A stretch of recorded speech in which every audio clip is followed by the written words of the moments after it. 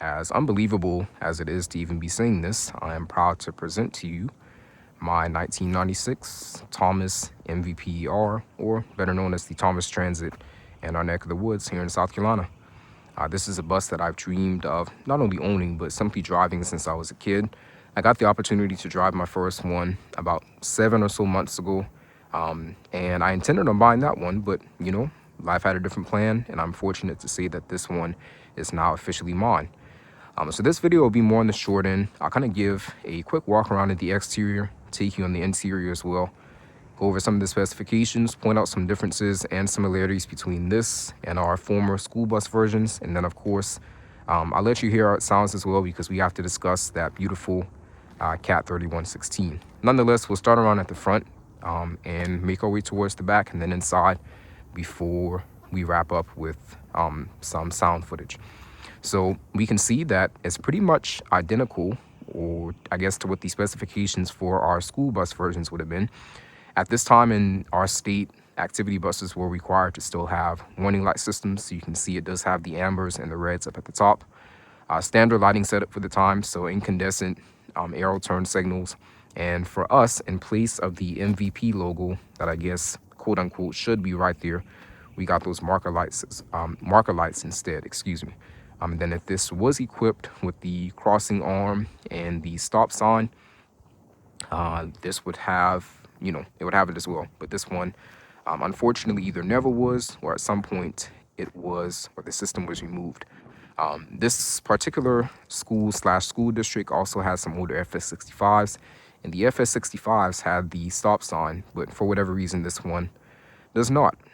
Coming around to the side, we can see, as opposed to, or excuse me, instead of it being low headroom like our regular school bus versions were, this has high headroom, which kind of makes sense as an activity bus, especially to accommodate for that overhead storage that we'll take a look at once we get in the inside.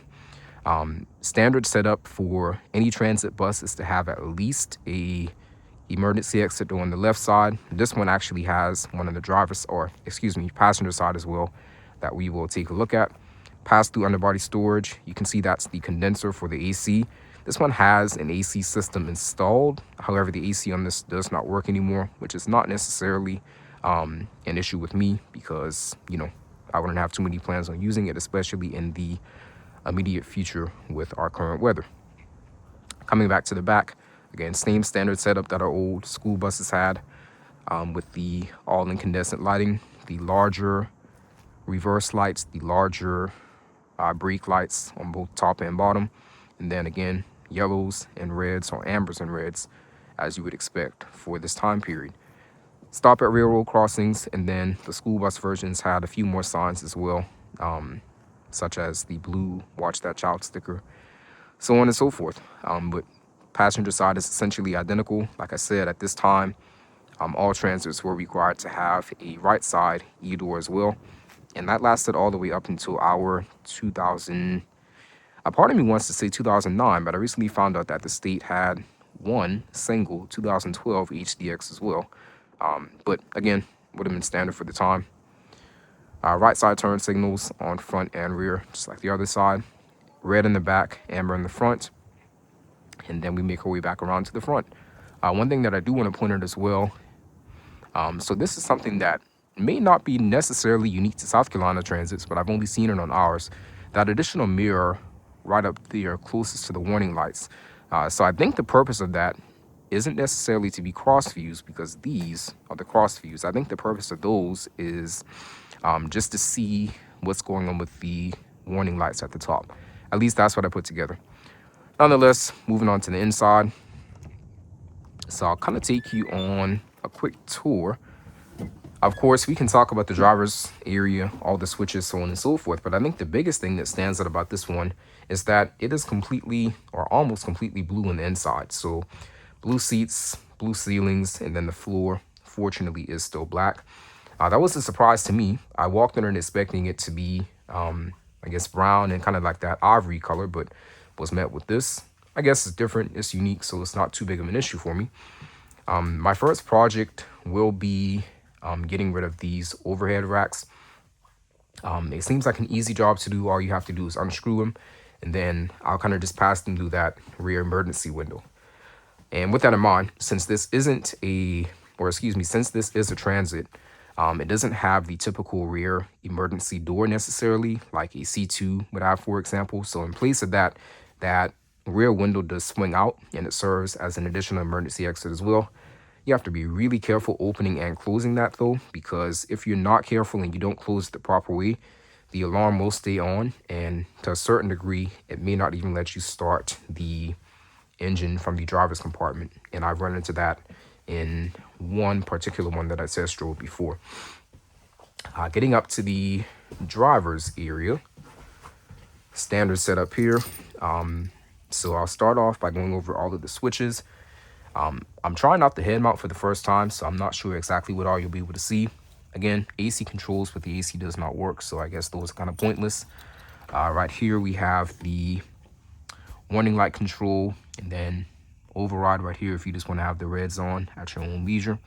Driver's dome, passenger lights. This has a fog light switch, but this bus does not have fog lights, so I'm not sure if it was supposed to get them but never got installed or what the case may be, but the switch is just kind of there in vain. 2 fans, passenger heater. It has a heat pump switch from a newer Thomas bus of some sort, and then the defroster and heater are right there. Standard door switch for that time. Windshield wipers down there. The few, I guess, indicators that you have right there. Parking brake. In South Carolina at the time, all of our transits were equipped up until, I want to say even our HDXs had a similar switch, but nonetheless. So instead of having to reach under the steering wheel to turn on your hazards, we actually have this convenient switch right here. This works really well because in South Carolina, it's a part of our stop procedures to activate the hazard lights after every single stop. So that makes it a whole lot more convenient and more easy to access. Headlights, pull to turn those on. Heater, defroster controls are there as well. And then I guess the switches with all of the pertinent information that you would need. This controls our Allison MT643. The fast auto switch on this is similar to the fog light switch in the fact that it is completely useless because this bus does not have a fast auto feature, and if it did, it doesn't anymore. You can see that this is unique because in addition to having the regular key, this one actually has push button start as well. So to turn on all the accessories, you put the key in, and then to actually get the bus started, you have to engage it with the button. So different. I mean, I'm not sure if that makes it more reliable or less reliable, more difficult or less, but you know, I guess we'll find out. I'm up here. This is the valve that controls the operation of the air door. The bus is air down right now, so of course it's not going to do anything. And then this one was equipped with the radio, which most activity buses of its time were. Kind of take a look at the information cards. I'll stay there for a second so you can get or see whatever information you want to, and we'll keep on moving. With that out of the way, we'll go ahead and go to the rear of the bus. Take a look under the engine compartment so we can see what propels this wonderful bus forward.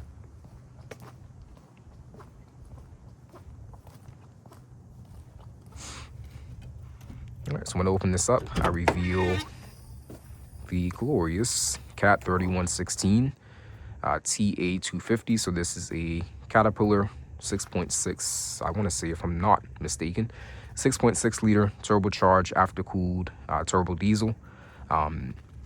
The absolute best sounding engine on a school bus that I've ever heard. For me, this beats any Cummins, this beats any Mercedes-Benz, this beats any Detroit diesel, so on and so forth.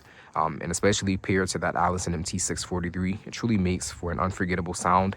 If I'm being honest, the first time I rode one of these as a kid, the sound of the bus is what made me fall absolutely in love with these.